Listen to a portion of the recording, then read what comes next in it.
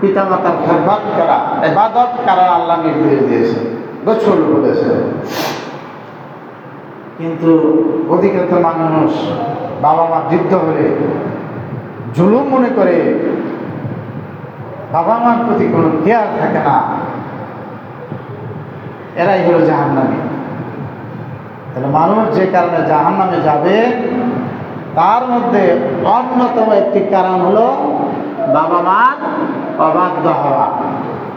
আমি দেখি মসজিদে এসে আল্লাহ করে বাবা মার সাথে কোনো সুসম্পর্ক নাই। আস্তাগফিরুল্লাহ। বাবার সম্পদ ভোগ করতে মজা লাগে, জায়গা জমি ভোগ করতে মজা লাগে, কিন্তু বাবা মা খেদমত করতে মজা লাগে না। ইহকালে লাঞ্ছনা, পরকালে লাঞ্ছনা। যারা এরকম করেছেন তারা খালেস অন্তরে যদি তওবা না করেন তাহলে এই গুনাহ মাফ হবে না। আল্লাহ তাবারাকা ওয়া তাআলা বলেন, ইম্মা ইয়াবলুগান্না ইনদাকাল কিবার আহাদুহুমা আও কিলাহুমা।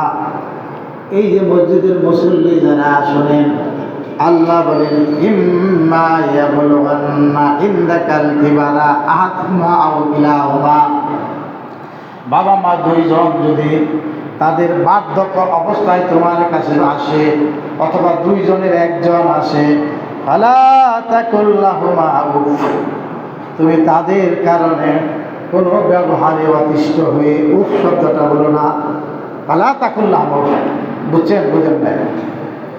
বাবা মা বার্ধক্য যখন আসে তখন তাদেরকে আহা ইস কি বিরক্ত, ভাল লাগে না, এই শব্দগুলো বলে আল্লাহ তাআলা নিষেধ করেছেন। তাহলে আল্লাহর এই নিষেধটা আমল করলেই আবাদত, আর অমান্য করলেই পাপ, গুনাহ, জাহান্নামের কারণ। আমার মনে হয় আমরা এখানে যারা আছি আল্লাহ বলছেন কি, ফালা তাকুল লাহুমা উফ, তাদেরকে উফ বলো না। উফ মানে কি? বিরক্ত হওয়া।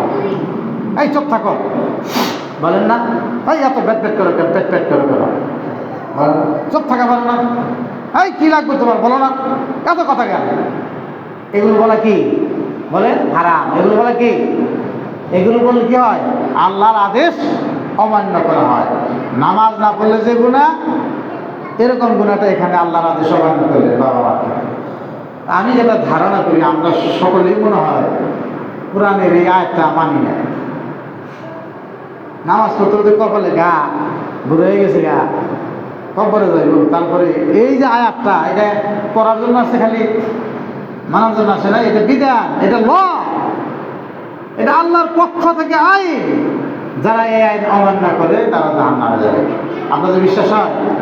তাহলে কে কে এই আইনটা মানতে পারে? আমরা কি মানতে পারি? এটা কি তামাশার বিষয়? আল্লাহ বলছে ওয়ালা তাত্তাকিজু বিআয়াতিনা হুজুয়া। আল্লাহ বলেন, হে মুসলমানরা, তোমরা আমার নির্দেশকে, আমার আয়াতকে, আমার আদেশকে হুজুয়া, তুচ্ছ তাচ্ছিল্য মনে করো না, কৌতুকের হাসি তামাশার বিষয়বস্তু বানায় না। তাহলে এটা হলো আল্লাহ তাআলার আয়াত, সূরা বনী ইসরাঈলের 23 নম্বর আয়াত। তাহলে এই আইনটা যদি আপনারা না মানে, আর কাবা শরীফে গিলাফ ধরে বললাম আল্লাহ মাফ করো, হবে? বাবা মা সন্তুষ্ট না, শরীয়তের কোনো কারণ নাই, আপনি কাবা শরীফে গেলেন, কাবা শরীফে গিয়ে যদি আল্লাহ মাফ করে, মাফ করবো? করবো না। বললে জানলাম কেমনে? কুরআন হাদিস থেকে জানলাম। তাহলে ওয়ালা তাকুল লাহুমা উফ, বাবা মা দুইজনের একজনকে কাউকে উফ শব্দ ব্যবহার করা যাবে না, বিরক্ত হওয়া যাবে না তাদের আচরণে। এই যে ছোট্ট শিশুগুলো দেখেন, বাপের কুলে বসে আছে, এই যে একটু একটা ছেলে নিয়ে গেল, বাবা মাকে বিরক্ত হইতেছে, কাঁদতেছে, থাপড়াইতেছে, চিমটাইতেছে, কত ধরনের দুষ্টামি করে, বিরক্ত হয়? হ্যাঁ, পকেটে টাকা থাকলে কিছু যদি চায়, বাবা মার কলিজার ভিতর আঘাত লাগে ওইটা কিনা না আনলে। ঠিক এমনি করে যখন আপনি বৃদ্ধ হবেন তখন আপনার সন্তানেরও এই দায়িত্ব, যত বিরক্ত হয় আপনারই করুক না কেন, কোনো ক্রমে বাবা মার প্রতি উফ শব্দ বলা যাবে না। কিন্তু শিখবো কোথায়? আস্তাগফিরুল্লাহ। শিখার কোনো জায়গা তো নাই। শিখার জায়গাটাই হলো পরিবার।